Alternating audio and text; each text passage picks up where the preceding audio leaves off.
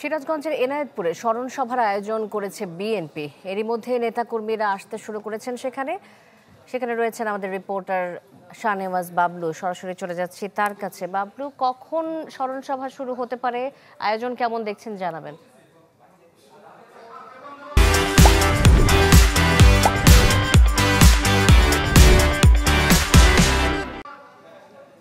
শান্তা, এখানে সিরাজগঞ্জের এনায়েতপুর উপজেলায় যে বিগত সময়ের যে যারা নিহত হয়েছেন আন্দোলনে তাদের স্মরণে যে স্মরণ সভা হবে, এটা 2টায় শুরু হওয়ার কথা থাকলেও কিন্তু এখন আয়োজক কমিটি তারা আছেন, তাদের সঙ্গে আমরা কথা বলেছি। তারা বলেছেন যে প্রচণ্ড গরম থাকার কারণে নেতাকর্মী যারা এসেছেন তারা রাস্তার চারপাশে অবস্থান করছেন।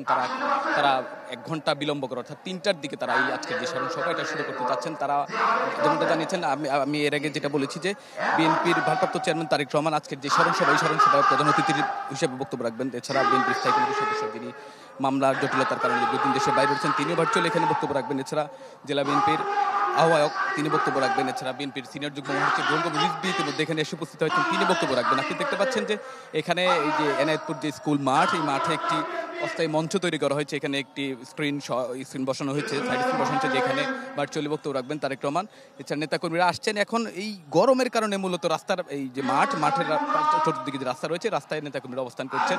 এখানে স্থানীয় নেতৃবৃন্দ যারা আছেন তারা এখন বক্তব্য রাখছেন এবং তারা আহ্বান জানাচ্ছেন যারা এখানে এসেছেন তাদেরকে সুশৃঙ্খলভাবে দাঁড়ানোর জন্য। পাশাপাশি আপনি জানেন যে এই 5 তারিখের পট পরিবর্তনের পর বিভিন্ন জেলা পর্যায়ে সভা সমাবেশ করছেন তারেক রহমান। এখানে সমাবেশ করছে বিএনপি এবং এখানে বিএনপির ভারপ্রাপ্ত চেয়ারম্যান তারেক রহমান ভার্চুয়ালি বক্তব্য রাখছেন। এখান থেকে তাদেরকে দিক নির্দেশনামূলক বক্তব্য রাখছেন। এছাড়া আজকের যেই স্মরণ সভা, এই স্মরণ সভায় যারা আয়োজক কমিটি তারা বলেছেন যে স্মরণ সভা হলেও মূলত এটা জনসভায় রূপ নিবে, তারা প্রত্যাশা করছেন। এইখানে সিরাজগঞ্জ ছাড়াও সিরাজগঞ্জের শহরের আশপাশের যে জেলাগুলো রয়েছে, জেলাগুলো থেকে বিএনপি নেতাকর্মীরা এখানে আসবেন। তারা এখানে তাদের যে ভারপ্রাপ্ত চেয়ারম্যান তারেক রহমান, তাদের যে নেতা শীর্ষ নেতা তিনি। বাবলু, ধন্যবাদ আপনাকে আমাদের সাথে যুক্ত হবার জন্য। শাহনেওয়াজ বাবলু যুক্ত হয়েছিলেন আমাদের সাথে সিরাজগঞ্জের